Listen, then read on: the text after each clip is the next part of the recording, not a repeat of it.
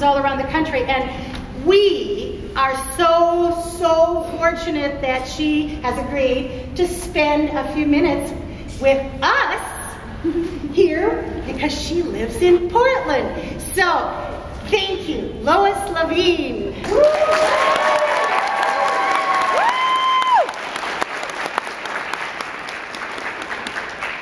It's totally awesome to be the first speaker at a conference when you're also like, whoa! So for how many of you is this your first visit to Portland, Oregon? And for how many of you is this your first time traveling to a conference? So still, let me give you this piece of advice, and it goes not just for Portland and not just for this conference, but whenever you go to a conference, take some time to sneak away from the conference and leave the hotel and see the city that you're in. If you think that you are a writer or want to be a writer, you have to, see and hear and smell and taste and touch different places. Portland you will find is damp to the touch. But definitely do that while you're here at any conference you go to. It's important for us to make memories because memories are sort of what we draw on as writers. And I was thinking about, what could I say to you guys about that as you come to Portland? And I was thinking about one of my first memories of Portland. I had moved here, I had been teaching at UCLA, and I moved here to teach at Reed College. I was in Portland Art Museum, which is really nearby, so it's one place you could sneak out to during the conference. And I saw this woman across the gallery. And we did that thing where you think you know each other, and you kind of look, and then they kind of look back, and you do that do we know you? Yes. And it turns out that this was somebody who I had taught in one of my classes at UCLA. And I hadn't seen her over a year. This was before Facebook, so it was harder to keep in touch with everybody you'd ever met. And she said to me, oh, there's something that you said in class that I think about all the time. And when you're an English professor, you're like, wow, there's something I said in class that's about all the time. Totally awesome. What is it? And she said, it was something in one of our readings, and you said that you wished you knew how to embroider so that you could embroider it and hang it on your wall. And that made me wish I could embroider so I could embroider it for you. And I said, what was it? And she said, you must write and read as if your life depended on it. Anybody know who said that? Adrienne Rich, who's a poet and essayist. So I thought, this is exactly the message for me to give Sigma Tau Delta. I won't abbreviate it. Sigma Tau Delta. You must write and read as if your life depended on it. So think about this as we are in this windowless room, the first of many you will be in this week. Think about something you've ever read that you feel like changed your life, right? Can you think of something? It could be a poem, could be fiction, could be an essay, whatever it is. Now, is there something that you have written that you think may have changed somebody else's life? That is a taller order. But for those of you who are thinking about writing, it is something that you get to do, right? Writing is like a gift and a charge and a responsibility, and we really should think about reading and writing as if people's lives depended on it. I know mine does. On days when I don't get to write, I'm really cranky and awful. And then sometimes on days when I do get to write, I'm also cranky and awful. But sometimes I'm a good person, a happy person, I like to believe. So I wanted to tell you just a little example of reading and writing and changing lives. When I was in graduate school, I was supposed to be a normal English professor, the kind who writes about other people's books and does literary criticism and literary theory and those things. And I accidentally became a novelist while I was supposed to be doing that. Because while I was working on my dissertation, I read a book of history, and in 300 pages of that book, there were 3 paragraphs about this woman, Mary Bowser. And as Gloria mentioned in the introduction, Mary Bowser was born into slavery in Richmond, Virginia. She was owned by a family named the Van Loos. They had a daughter, Bet, who was considered headstrong. So that's a code for something, right? Southern, not quite bad, who's headstrong. And Bet decides to free Mary, sends her north to be educated, and then Mary makes this rather unusual decision of going back to the South, and during the Civil War, she becomes a spy by pretending to be a slave in the Confederate White House. And that is part of the spy ring that helps sneak out the information that Mary learns out to the Union forces. So this kind of blew my mind for a couple of reasons. One, that she was incredibly brave. Two, that all the time I thought the Civil War was really, really, really boring when I had to study it in school. There were cool stories like this that I didn't know, so I was kind of amazed that I had never heard about Mary Bowser. I liked the idea that she took a stereotype, and by playing to that stereotype, undermined the stereotype, right? So the idea that slaves have no intelligence whatsoever and that black people are incapable of intelligence, she plays to that stereotype, and then she becomes a secret intelligence agent. I totally love that about her. So I became a little obsessed by Mary Bowser, and I ended up writing a novel. So you have to be careful what you read, because it can change your life. And I wanted to kind of share, Gloria asked me to share a little bit of the novel with you, and I picked a passage specifically thinking about reading and writing and people's lives depending on it. If you can imagine being a spy, obviously your reading and writing, your life depends upon it. Mary's and Bet's, they both would have been hanged as spies if they had gotten caught. But there are also 4 million enslaved African Americans whose lives depend on what she's reading and writing, and then there are all the soldiers whose lives depend on what she's reading and writing. So I thought, okay, right, as though somebody's life depends upon it. All right, we're there.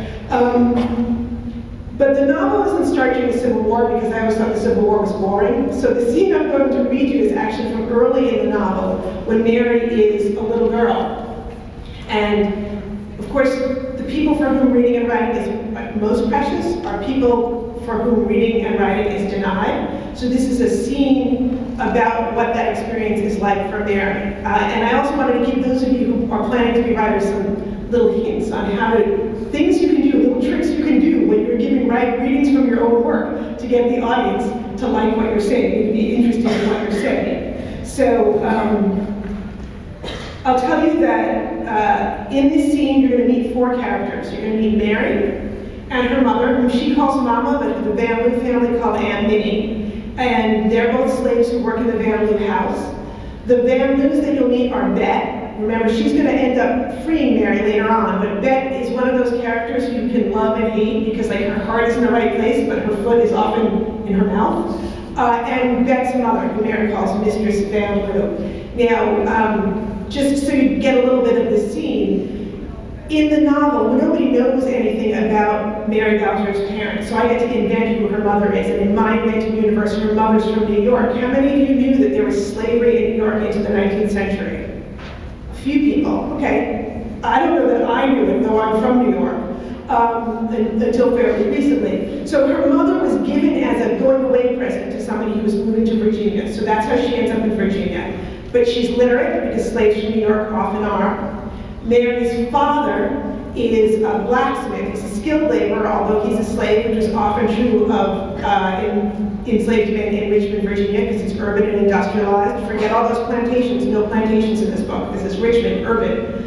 And Mary and her mother get to spend 1 day a week with her father, but the rest of the week they're away from him. And so part of the first section of the novel is helping the reader to understand what it's like to try and make a family under slavery, and what it's like to try and take care of a child when you have no legal ability to protect that child.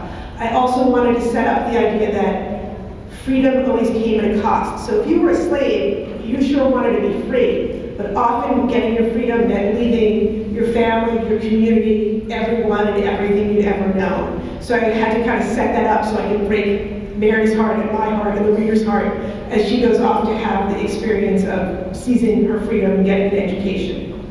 So this scene comes to the beginning. I think you know everything you need to know, except that one of the few facts that were out there circulating about Mary Bowser, and I say facts in kind of a funny way because I've never found a source that really cites it or that gives me definitive proof of it, is that she has an amazing memory. So I took that amazing memory fact and I worked it into the scene. So again, Mary's telling the story first person, and she's young as this scene is unfolding. When early spring warmed the Virginia morning, Mistress Van Loo, there's one more part I forgot to say. Hold on. This is Lois again. Sorry for interrupting Mary. As I really think about this, every kid wants to believe that he or she is special. And every parent wants to believe that their kid is special. But when you're a slave, being special is a dangerous thing. Okay, now we go back to Mary. When early spring warmed the Virginia morning, Mistress Van Loon and Miss Bet took their breakfast on the back veranda. The garden just past the house, the fruit arbor that sloped to the edge of the property, and the view of Richmond and the James River beyond were all so pretty that looking out at them seemed like an easy slumber dream, until a dull ache in my overworked arms roused me from my reverie. As I fanned the first flies of the season from the bamboos, they buzzed around my head instead. I didn't dare swat them away. I'd been told enough times not to wriggle or shift during these meals, to stand perfectly still except for the movement of my arms. No motion allowed except what served the bamboos. To distract myself, I listened as Miss Bet read to her mother from the newspaper. Most days, she chose dull stories about the Virginia legislature or President Polk. But this morning, she read the report of a dashing swindler who posed as a gentleman to rob travelers on the train between Richmond and Washington. Such a story set my 8-year-old self wide-eyed with wonder, and I hung on every word. More than that, I remembered every word.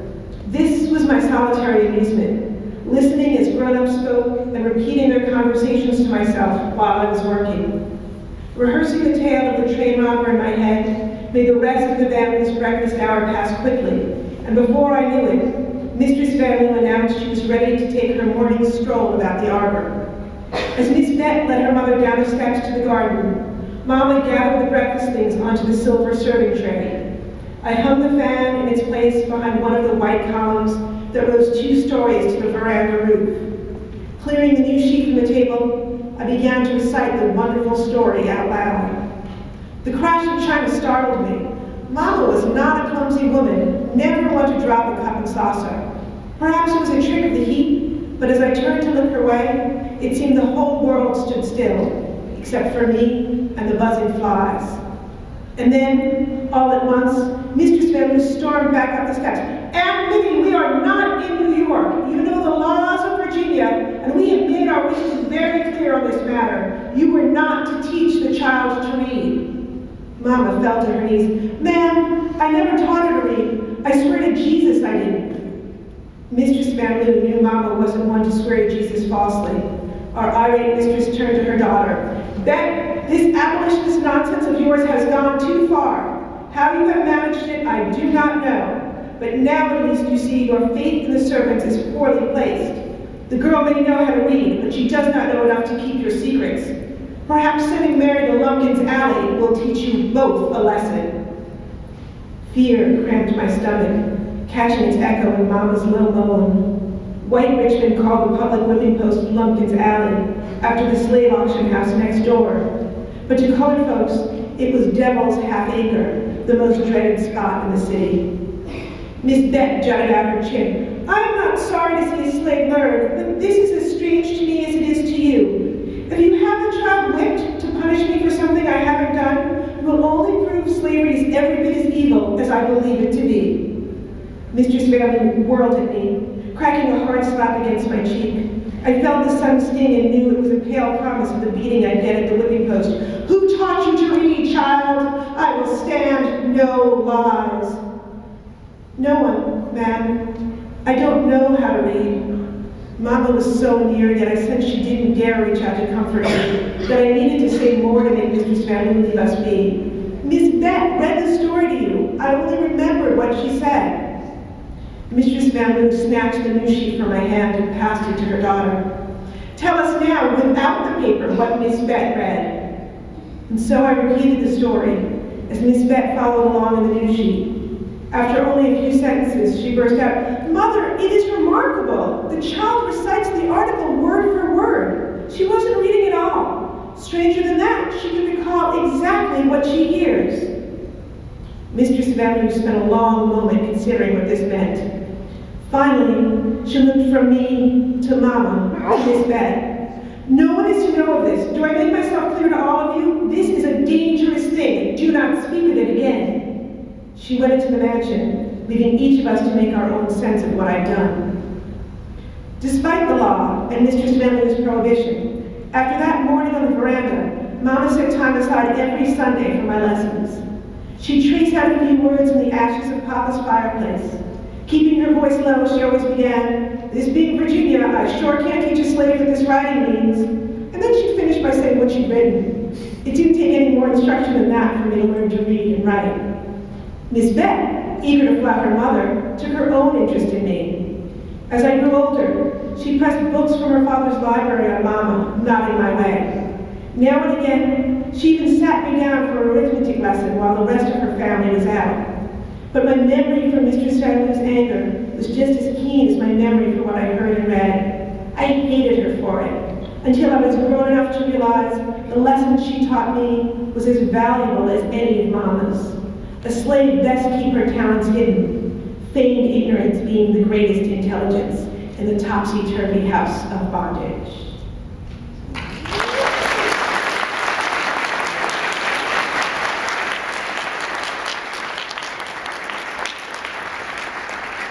Now, did you feel like you were identifying with anybody in that scene? Who were you identifying with? Mary. Yeah, right. So here's this thing. Here we are in the 21st century in Portland, Oregon, right? And through literature, we can identify with this person living in Richmond, Virginia in the middle of the 19th century, whose experience is so different from our own. And that's one of the things as writers we have to think about is how do you create the difference so we get what's true about Richmond, Virginia, or wherever you're writing about, whatever you're writing about, but how do you tap into the thing that makes your reader feel like they can identify with it too? And of course, here's a little gift to you writers. I cheated, right? I told you before I read the passage, that thing about every child and every parent. That's because I figured everybody out there had either been a child, or been a parent, or perhaps both. And it gave you a way to think about the scene, so that rather than thinking about, this weird thing that happened way back in the past, you were thinking about your own experience. So that's a little writer's trick that I will leave you with, because I want you to keep thinking about writing as if your life depended on it. This thing that we do that is so hard that it makes us so grumpy as writers is also really a wonderful thing, because when we get it right, it means so much to our readers, and we have to write as though our lives depended on it, because that's what's going to make people able to read as though their lives depended on it. And for those of us who are English geeks, and you all came to this conference, so I know that you are English geeks, reading and writing as if our lives depend on it is the thing we do. So welcome to Portland. Have a great